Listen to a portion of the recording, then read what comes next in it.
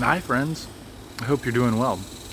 Today I wanted to do a little bit of an addendum on yesterday's video. I think it was yesterday that I put it up, about anger.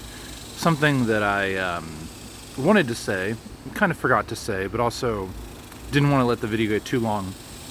So a bit of an addendum, as I said. But before that, I'm going to show you something very quickly. One of the cool things about living in Austin, Texas is these epic live oak trees that are just everywhere. So it's common just in random backyards and whatnot to have these massive live oak trees. They're so beautiful. Awesome stuff. And maybe I can show you this little lizard that was on the tree too. Oh yeah, you can see him. What a absolutely, oh, there he goes. Okay, I don't want to scare the lizard further, so that's enough of that. Okay, one of the ways in which anger and aversion appears in your life, in my life I should say, I'm sure you've experienced it too, is being angry at the world or being averse at the world, and also being angry or averse to the self. And just like being angry at other people, and the example I gave yesterday, someone does something that ticks you off, and bringing out antidotes or maybe trying to understand why they do it, but really understanding that it's the anger is poisoning you, is making you sick. In the same way, we'll also find that we are averse to the world, and by that I mean quite literally any aspect of the world that annoys us.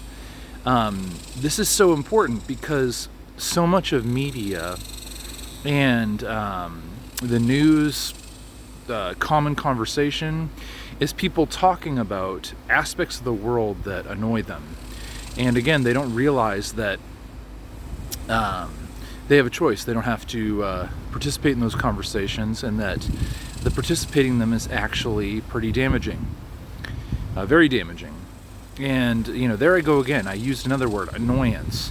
That's really helpful too, because if we recognize that we're annoyed in the moment, then we can also recognize that we're under the grip of this hindrance. It happens all the time. It happens in small ways, and we don't have to put up with it. We can we can exist in our own world where there is none of these things, and we can uproot them in the moment. When we notice that we're angry, annoyed, averse, depressed, any aspect, we're always in resistance to something that's happening. It doesn't always have to be the person. Usually I found it's being adverse to the world. We might not like something that's happening in a country that's so far away, and there's plenty of things that I oppose. Any form of violence, for instance, or I'll always be against war. But largely speaking, there's nothing we can do to change those circumstances. If the American statesman wanted to put me in power and tell me that I had the responsibility to determine whether we go to war or not, it would always be a no, pretty much. I can't really think of an instance where it would be otherwise. But I say all this just to point out another thing, is that we usually are under the illusion that we have control over things that we don't have control over. I don't determine whether there's going to be traffic. There will be traffic, regardless of whether I determine that there will or won't be. So to get annoyed at it would be a complete waste of my time. And not only would it be a waste of my time, but it would actually be detrimental, right? So we can be averse to the world. You'll catch yourself, if you look, being averse to the world in several hundred or thousand ways in a single day.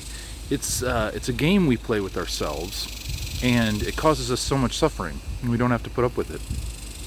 It really drains us of our energy, and I, for one, aspire to live without such hindrances in my life. Okay, so I said we could be averse to the world, and then another aspect too is being averse to the self. This is a really deep aspect because we're all taught in Western society that we have a high degree of control over our actions. And the truth is that we have only a very small degree of control over our actions. I don't want to put a number on it, but if I had to guess, I bet that we have about 20% control over what we do. We can steer the ship, that much is obvious. It's not as if we have no control and that life is predetermined or predestined or something like that. That's definitely not the truth. We can steer the ship, and we are responsible for our actions in very key ways. But practically speaking, we don't have nearly as much control over what we do as we think that we do. We think that we have complete control, and we probably have 20% or something like that. That's just I'm just throwing that out there. But you get the idea. A lot less than many of us have been taught. And the reason that the world wants us to perceive ourselves as completely under control is that it makes it very clear to praise and blame people. And that's a big game that we play with ourselves, play with each other. We identify the person that is praiseworthy, or we identify the person that is blameworthy, and that gives us a rationale for allocating resources and funds to the person. It makes the world seem a lot more orderly than it actually is. But practically speaking, the importance of recognizing that you can be averse to yourself is quite powerful. A lot of times we say things like, "Why did I do that? I'm so stupid," or something. And I'm a big believer in self-love. There's a story that many Tibetan Buddhist people have shared, that when the Dalai Lama came to the West, he believed that he didn't understand that Western people are extremely hard on each other, on themselves rather, excuse me. And there was some speech or conference or something where there were a lot of professionals there, and someone asked the question about how do we deal with recriminating thoughts and hating the self and so on and so forth. And the Dalai Lama had to ask his interpreter to repeat the question because he thought he misunderstood it. And the Dalai Lama said, "I think that's very rare." And then one of the English presenters, oh, it's a beautiful butterfly. One of the English presenters that was on the stage with Dalai Lama just openly asked the audience to raise their hand if they have hated themselves or been self-recriminating recently, etc. And pretty much everyone in the audience raised his hand. Apparently, that experience had a big effect on the Dalai Lama. So, I guess, and I've experienced this actually. A lot of when I was in Costa Rica, for instance, a lot of the indigenous Costa Rican people, they might have, $40 or $50 worth of assets when you when you summed up everything they owned. It might be $40 or $50, but they're honestly a lot happier than most Westerners. So also think about and be aware of when you're being averse to yourself, when you're not accepting yourself, being hard on yourself, expecting miraculous change to happen instantaneously. This brings a huge amount of suffering to us, and it's, again, completely unnecessary.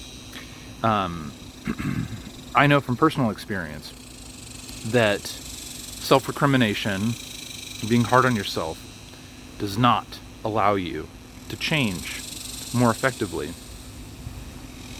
Having remorse and those sorts of things can be really helpful, but it's a fine line between having these negative emotions that can spur you forward and indulging them in a way that just ratifies the ego through negative instead of positive means. Anyway, that's my addendum. Hope you guys have a great day, and I'll see you soon.